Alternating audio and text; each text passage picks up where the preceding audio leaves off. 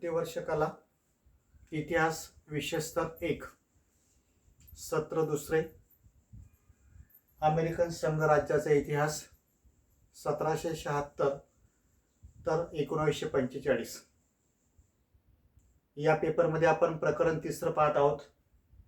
America आणि जागतिक महायुद्धाचा काळ. या जागतिक महायुद्धाच्या काळातील आपण प्रारंभी थिओडोर रूझवेल्ट आणि वुड्रो विल्सन यांच्या कार्याची माहिती आपण पाहिली होती. आता यातील तिसरा पॉइंट जागतिक महामंदीचे कारण आणि अमेरिकेवर झालेले परिणाम या संदर्भात आपण माहिती पाहणार आहोत. सन 1920 1921 ते 1932 या कालखंडामध्ये अमेरिकेत हर्डिंग, कुलिज आणि हूवर यासारख्या रिपब्लिकन पक्षाच्या अध्यक्षांनी अमेरिकेची राजकीय धुरा सांभाळलेली आहे. हार्डिंगच्या शासन किंवा राजवट काळापासून 1921 ते 1923 या काळामध्ये अमेरिकेची भरभराट होत गेलेली आहे. 1924 ते 1928 दरम्यान कॉल्व्हिज कुलिंग यावेळी सुद्धा अमेरिकेची प्रगती भरभराटीची होऊन उंच शिखरावर जाऊन पोहोचलेली होती. ही सर्व भरभराटीला अमेरिकेतील भांडवलशाही अर्थव्यवस्थेतून झालेली अमेरिकेची औद्योगिक प्रगती, त्यातून आर्थिक लाभ याला सुद्धा महत्त्वाचे स्थान आहे.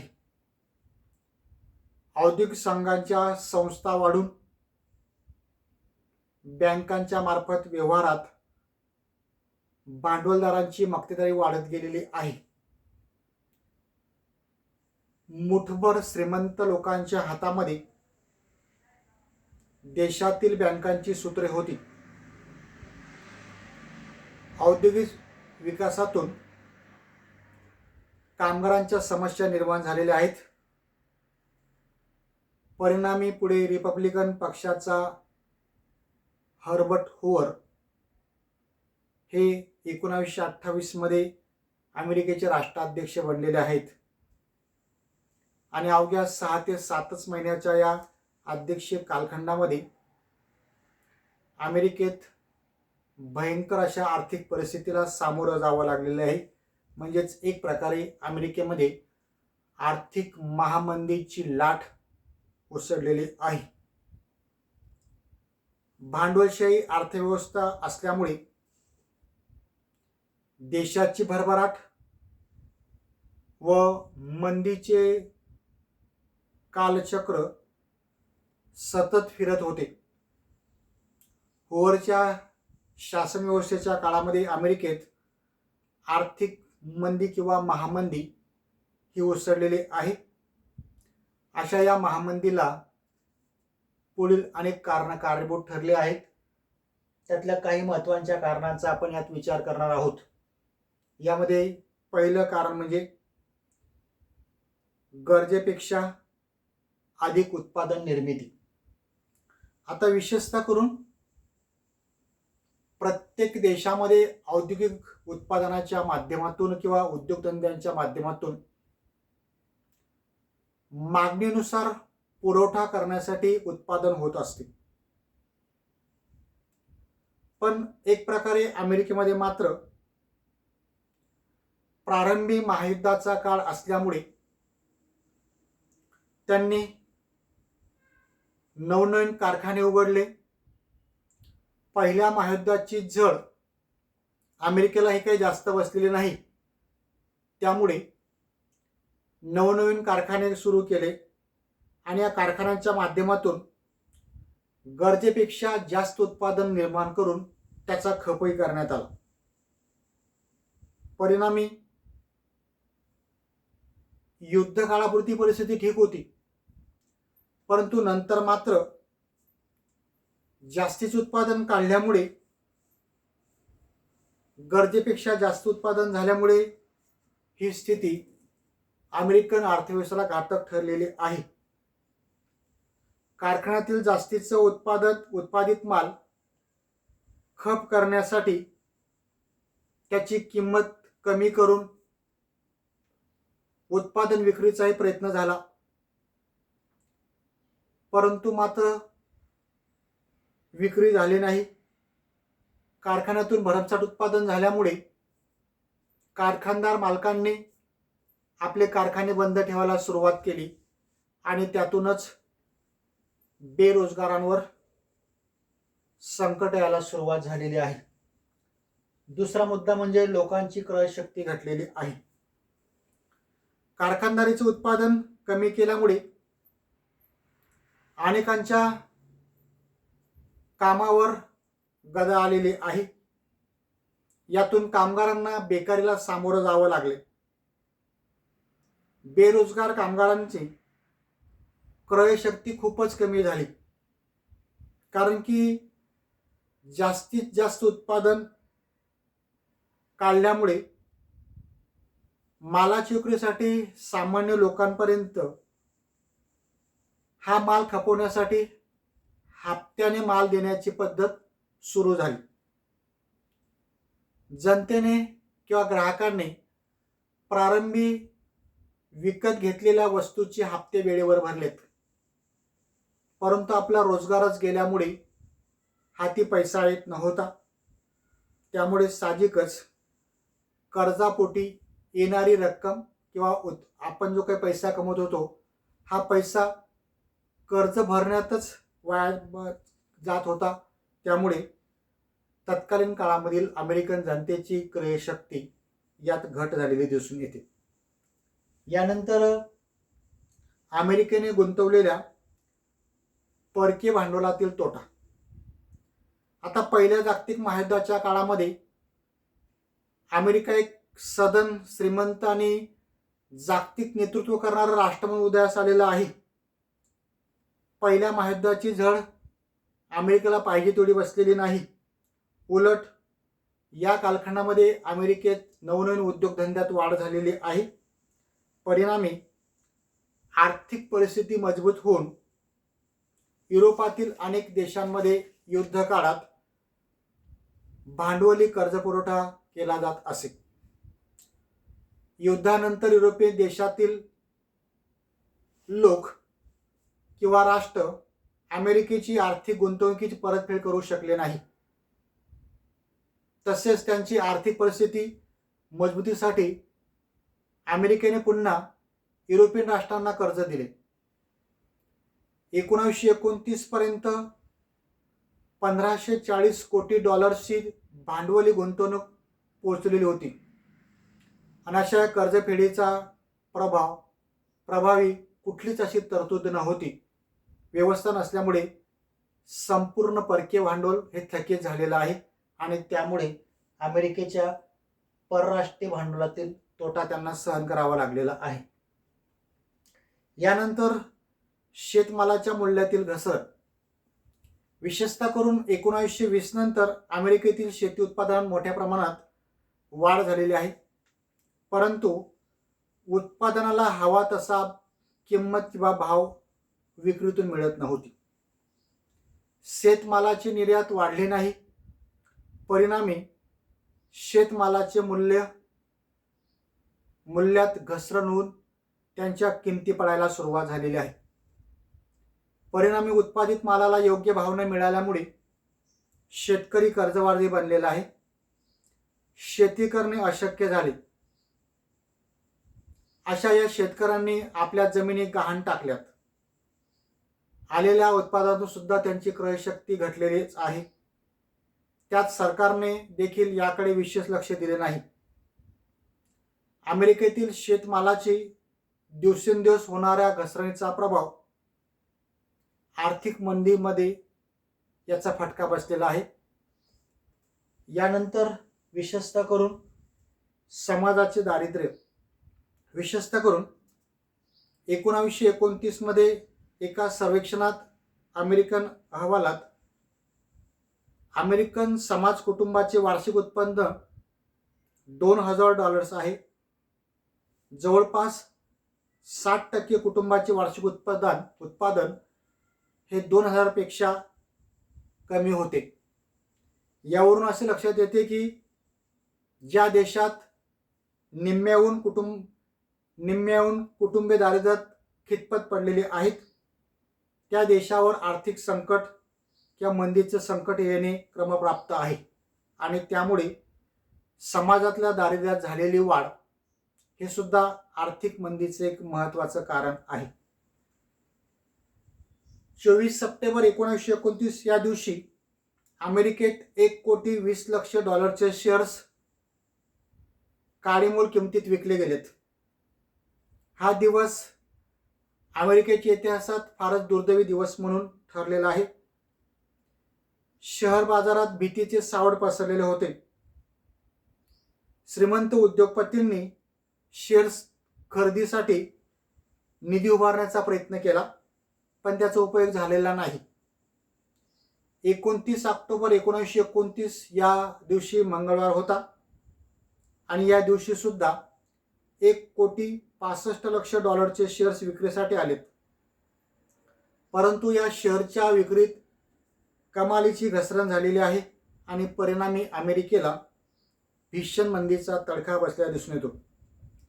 अशा काळामध्ये अमेरिकेचे राष्ट्राध्यक्ष हूवर यांनी जनतेला निराश न करता त्यांना निराश न होण्याचे आवाहन केलेले आहे आणि मंदीवरील उपाययोजना सुचवण्याचा प्रयत्न केलेला आहे. यावर अध्यक्ष हूवरचे मंदीविषयक धोरण आणि उपाययोजना. हूवरच्या धोरणाला रांगडा व्यक्तिवाद असे म्हणतात. या धोरणानुसार मोठ्या भांडवलदारांच्या आर्थिक व्यवहारात हस्तक्षेप न करता उद्योगधंद्यांना हवे तेवढे सहाय्य करणे हा उद्देश होता. त्याने भांडवलदारांना आणि व्यापाऱ्यांना आर्थिक मदत करण्याचे निश्चित केले. यासाठी बँकांना देखील त्यांनी आर्थिक मदत देऊ केलेली आहे. सर्वांना पैसा पुरवण्यास, कामगारांना काम मिळून बेकारी दूर होऊन मंदीची लाट कमी होईल, औद्योगिक संघांना बँकांना आर्थिक सहाय्य देण्याचे धोरण त्यांनी जाहीर केलेले आहे. मंदीच्या उपाययोजनेसाठी मंदीच्या संकटात सापडलेल्या कारखानदार, रेल्वे, विमा कंपन्या, व्यापारी यांना वित्तीय कर्ज देण्यासाठी 1932 मध्ये पुनर्रचना वित्तीय महामंडळाची स्थापना केलेली आहे आणि त्यातून 50 कोटी दशलक्ष आर्थिक सहाय्य करण्यात आलेले आहे. पुढे federal relief and reconstruction act pass करून त्याद्वारे वित्तीय महामंडळास जास्तीत जास्त रकमेची तरतूद केलेली आहे. शेतकऱ्यांना वित्तीय मदतीसाठी फेडरल लँड बँकेचा विस्तार करण्यात आलेला आहे. 1932 मध्ये ग्लास स्ट्रिगल कायद्याअंतर्गत मान्यता मिळून सभासद बँकांना कर्ज उपलब्ध करून दिलेलं आहे. शेतीमालाचे दर निश्चित करण्यासाठी समित्या स्थापन करण्यात आलेल्या आहेत. हूवरने फेडरल होम लोन या बँकेची स्थापना करून ज्या लोकांना मालमत्ता गहाण पडलेल्या होत्या त्यांच्या मालमत्तेची किमतीत निम्मी रक्कम कर्ज म्हणून उपलब्ध करून देण्यात आलेली आहे. अशा प्रकारे हूवरने प्रयत्न करून सट्टेबाजांच्या विरोधात कडक अशी मोहीम त्यांनी राबवायला सुरुवात केलेली आहे. अशा या आर्थिक महामंदीचे पुढील काही परिणाम अमेरिकेवर दिसून येतात. यातला पहिला मुद्दा म्हणजे अमेरिकेतील जनजीवन विस्कळीत झालेलं आहे. विशेषतः करून अमेरिकन जनतेने कर्ज करून शेअर्स खरेदी केलेले होते. तसेच चैनीच्या वस्तू हप्त्यावर खरेदी केल्या होत्या. जनता कर्जाच्या बोजाखाली दाबली गेली. अनेकांनी आपली संपूर्ण मालमत्ता गहाण ठेवून कर्जाची परतफेड करण्याचा प्रयत्न केला. लोकांच्या कर्जबाजारीपणामुळे अनेक बँका बंद पडल्यात.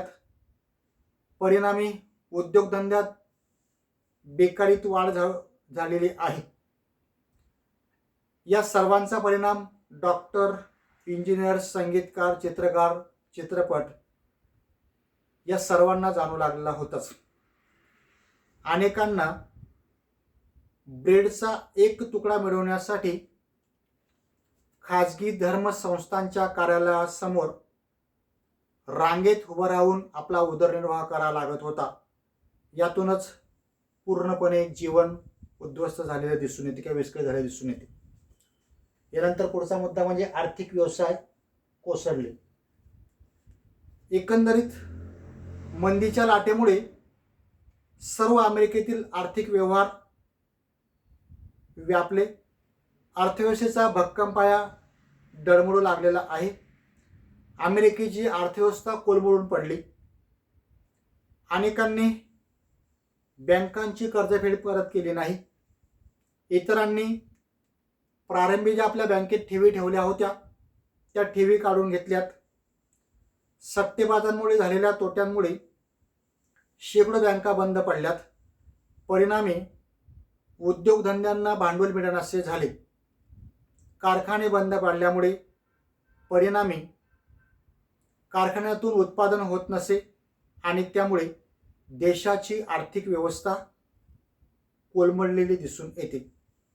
पुढचा मुद्दा म्हणजे राष्ट्रीय कर्जात वाढ झालेली आहे. स्थानिक शासनाने आणि राज्य शासनाने उद्योगधंदे बंद पडल्याने बेरोजगारांना बेकारीच्या संकटातून बाहेर काढण्यासाठी सार्वजनिक कल्याणाची कामे हाती घेतली होती. राष्ट्रीय कर्जाच्या माध्यमातून दरवर्षी $500 दशलक्ष एवढा खर्च सार्वजनिक कल्याणाच्या कामावर होत होता. व्यापार थंडावल्यामुळे आणि उत्पादनाचेच मार्ग बंद झाल्यामुळे सरकारचे येणारे उत्पादन झपाट्याने कमी होत गेलेले आहे. उत्पादन कमी होत गेल्यामुळे सरकारच्या राष्ट्रीय कर्जात वाढ होत गेलेली आहे.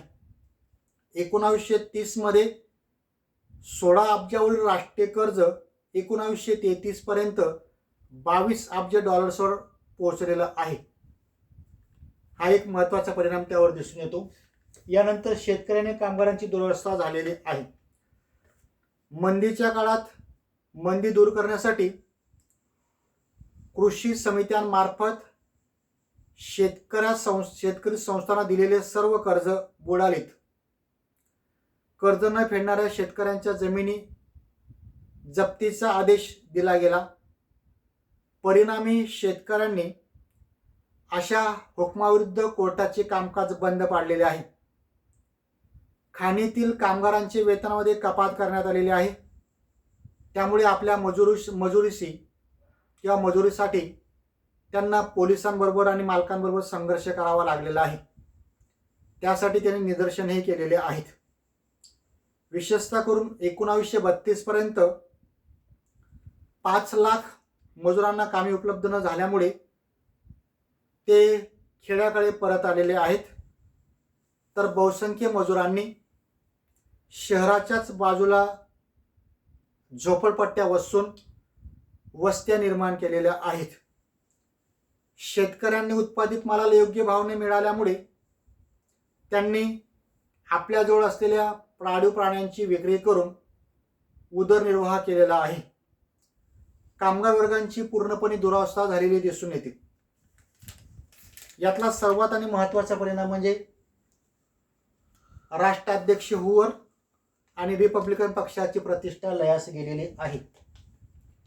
व्यापारी वर्ग, भांडवलदार, बँका यांना आर्थिक मदत देऊनही आर्थिक मंदीच्या लाटेची तीव्रता कमी होत नव्हती आणि त्यामुळे मंदी थोपवण्यात हुवर हे अपयशी ठरलेले आहेत.